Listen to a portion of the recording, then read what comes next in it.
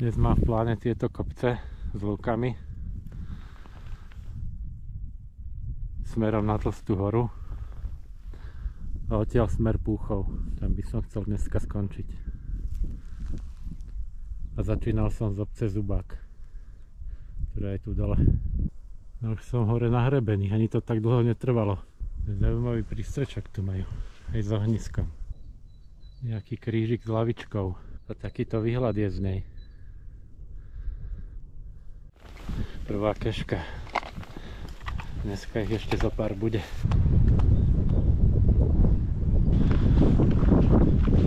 Zo Zubáka som išiel po zelenej značke, ktorá pokračuje sem dole. A idem teraz rovno. Ďalšia lavička. Aj s malým ohniskom. Takýto výhľad je z nej.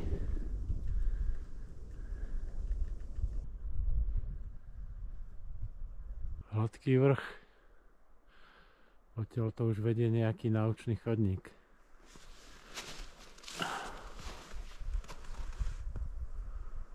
No tu už lúky nad Zubákom končia. Teraz pôjdem chvíľu cez les.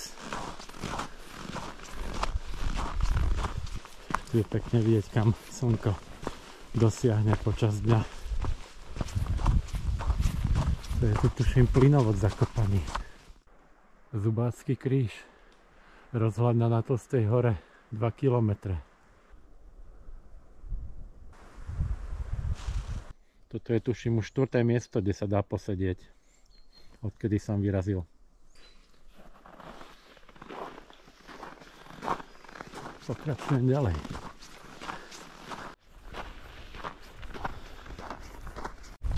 Do tej poslednej zastávky je to po takejto ceste po hrebení. Občas tu vykúkne takýto výhľad, ale väčšinou je to bez výhľadu. Už vidieť rozhľadňu. Pod Tlstou horou cyklistické zelené C-čko. Rozhľadňa 300 metrov. Rozhľadňa na Tlstej hore 651 metrov nad morom. A to je Zubák tam dole, odtiaľ som vychádzal. Hore po tých lúkach.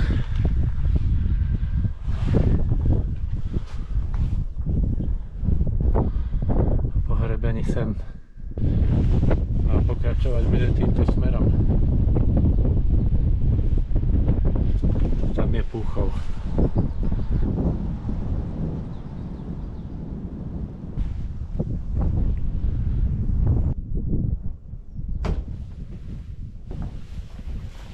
Celkom solidný prístrešok.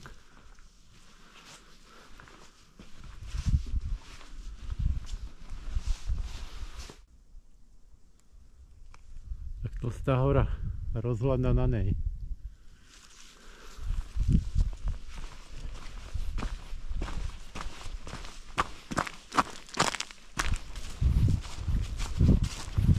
Ľavá alebo pravá cesta.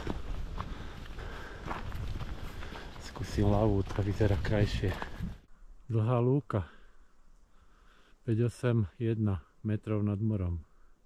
Dá sa tady to ísť do Dohňan, to je 4 km. A Keblie, Sedlo, tam smerujem 1 km. Aj tu sa dá posedieť. Som si myslel, že sa zbavím konečne tej cesty ponad plynovod. A vyzerá to, že nie.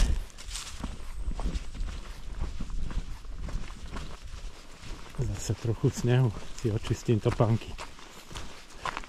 počas chôdze. Pekný tankodrom. Kadeľ bude lepšie. Našťastie je to primrznuté. A toto je cyklotrasa. Značená zelená. Kríž na Trojici. Keblie 493 metrov. Púchov hodina 10. Ale po modrej nepôjdem. Ja ešte pôjdem preskúmať nejaké kopce v okolí. Takže tu som križoval modrú, ktorá ide odtiaľ a smeruje sem dole. No vyzerá to, že ja sa toho plynovodu asi nezbavím. Som objavil takú peknú cestičku v lese mimo toho plynovodu. Vedie akurát dobrým smerom. No na tento kopec by som chcel vyliesť. Rozmýšľam, či ešte pôjdem ďalej, alebo to skúsim taďalto. Tak nakoniec som sa rozhodol pre tento výsek. Smeruje presne na kopec. Takže toto je kopec Keblie.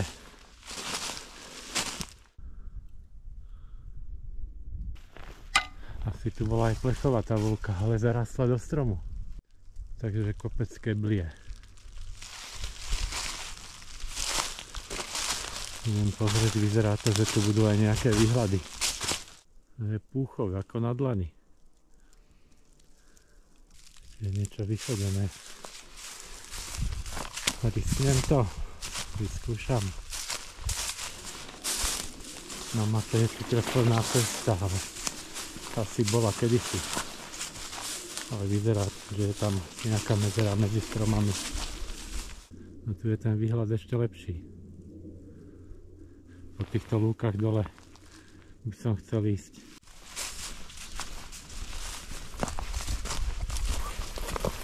Najhoršie by bolo, keby táto cesta skončila nejakou takouto huštinou. A teraz sa treba vrátiť späť. Aj to sa mi už stalo. No vyzerá to, že už som dole. Takže je dobré.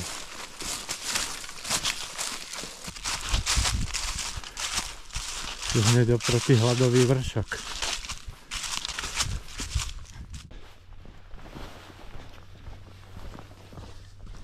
Paráda. Tadiaľ pôjdem.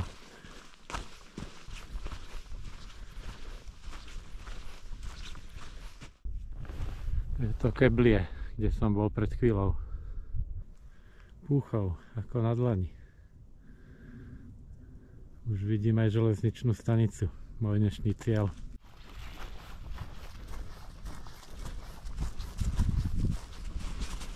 Ma čaká ešte posledný kopček. Vrchbok.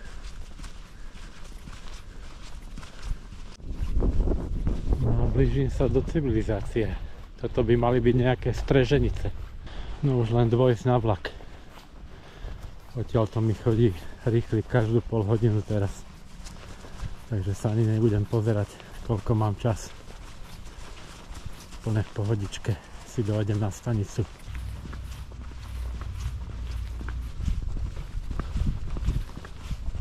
Zatiaľto som šiel autobusom do toho Zubáku. Na tento cyklochodník sa chystám v dohľadnej dobe.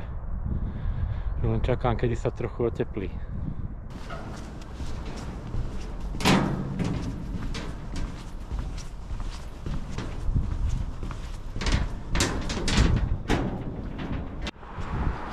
To je auto.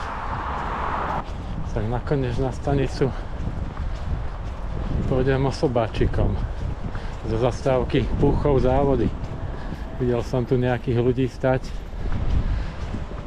tak som sa pozrel do cestovného poriadku a za chvíľu ide.